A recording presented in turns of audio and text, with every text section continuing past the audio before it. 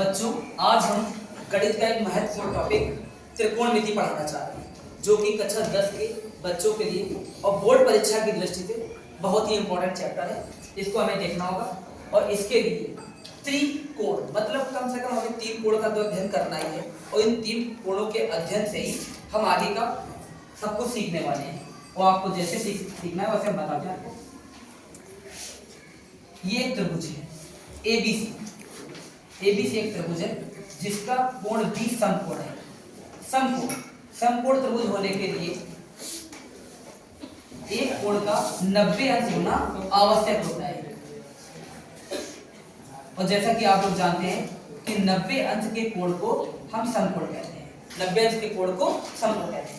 अब यहाँ पर हम आपको एक बात सिखाना चाह रहे हैं कि मान के चलते हैं कि जो हमारे पास ये बिंदु A है, ये इस समय कोण है और जो कोण है, कोण के सामने की जो भी भुजा होती है वो हमारी सम्मुख भुजा कहलाती है।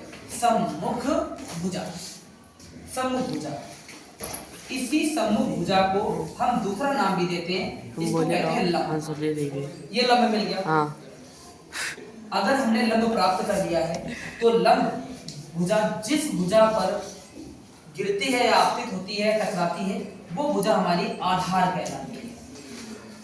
कहलाती है। और कोण हमारे पास जो B है, B कोण के सामने जो भुजा में प्राप्त होती है, इस भुजा को हम कर्ण कहते हैं। ये हमारे पास भुजा कर्ण। इसी प्रकार अगर हम कोण का बदलाव करें, इस चित्र में हम देखते हैं कि कोण A हमारे पास कोण A है, तो कोण A के सामने की जो भुजा BC मिली थी, ये हमारी समभुज भुजा बन गई। लेकिन इसी प्रकार अगर हम दूसरा कोण बदलते हैं, एक हमने दूसरा चित्र बनाया, इसमें भी बिंदु हम ABC ही मानते हैं और कोण हमारे पास अब A नहीं है, C है।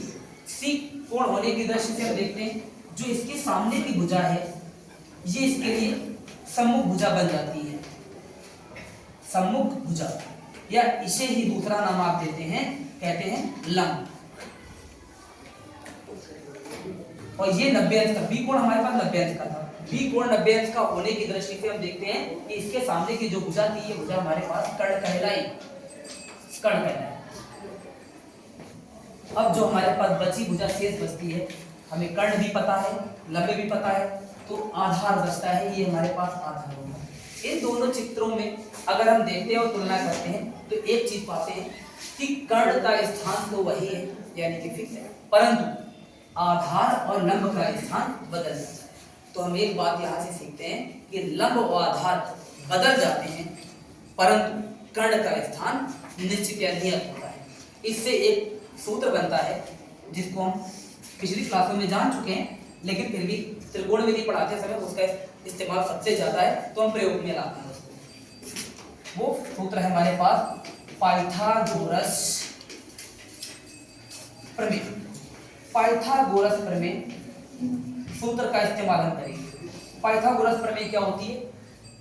कर्ण का वर्ग बराबर लंब का वर्ग और प्लस आधार का वर्ग रहेगा। आधार का वर्ग।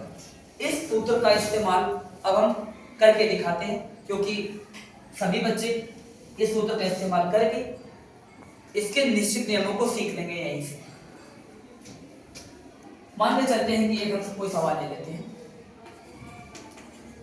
कर्ण की वैल्यू दे रखी है, मान लीजिए ये 13 यानी 13 है और आधार की वैल्यू 5 है। तो हम चेक करते हैं कि हमारे पास लंब भुजा कितनी प्राप्त होगी। कर्ण, आधार, लंब एक हमने सूत्र में सीखा, पाइथागोरस के प्रमेय में सीखा। उस पाइथागोरस प्रमेय को हम आधार यहाँ पर बनाते हैं। लिखेंगे यहाँ पर पाइथागोरस प्रमेय से,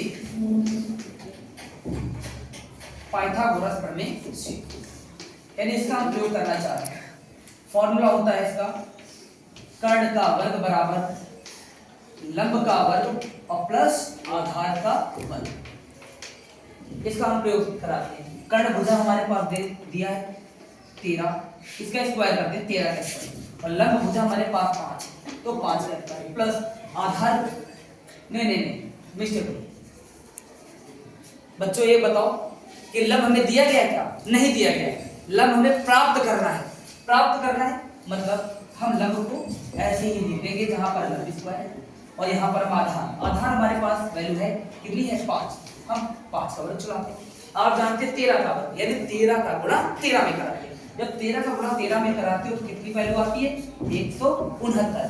ठीक है, तो लंब तो हमारे पास पहले वैल्यू निकालनी है तो लंब को ऐसे नोट कर लेते हैं और 5 का वर्ग करते हैं 5 25 पसंद करते हैं। इधर वैल्यू प्लस की है, इधर आके क्या बन जाती है? माइनस। 169 माइनस 25 बराबर लंब स्क्वायर। इन दोनों को घटाते हैं। जब 9 से 5 घटाते हैं तो 4, 6 से 2 घटाते हैं तो 4 और ये वैल्यू कितनी बच गई? 144 बराबर लंब स्क्वायर। ये लंब स्क्वायर है, ये दोनों आपस में बराबर है तो हम लिख सकते हैं लंब की घात 2 बराबर 144। अगर हम किसी भी संख्या की घात अगर हटाते हैं तो दूसरे तरफ जाकर वो अगर एक तरफ घात 2 है तो दूसरे तरफ अंडर रूट बन जाता है यानी वर्गमूल बन जाता है, उसका कर्णीय रूप बन जाता है।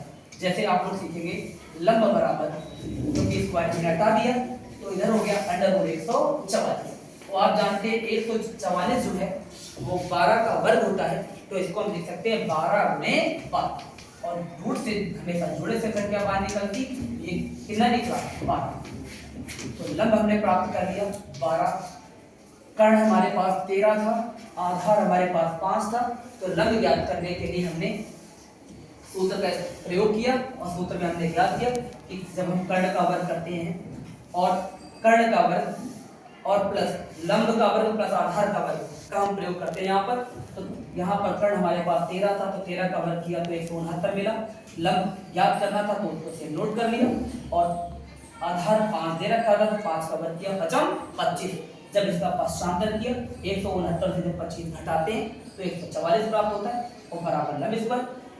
दोनों एक दूसरे के बराबर होने के कारण आगे पीछे लिखे जा सकते हैं तो दोनों की दिशाएं परिवर्तित कर दी गई, ये आगे और ये पीछे लिखा हमने और फिर हमने लिखा कि स्क्वायर हमने हटाया लंब से तो दूसरे तरफ अंडर रूट बन गया और अंडर रूट से संख्या 144 में 12 गुणा 12 थी और इससे संख्या कितनी निकली? 12।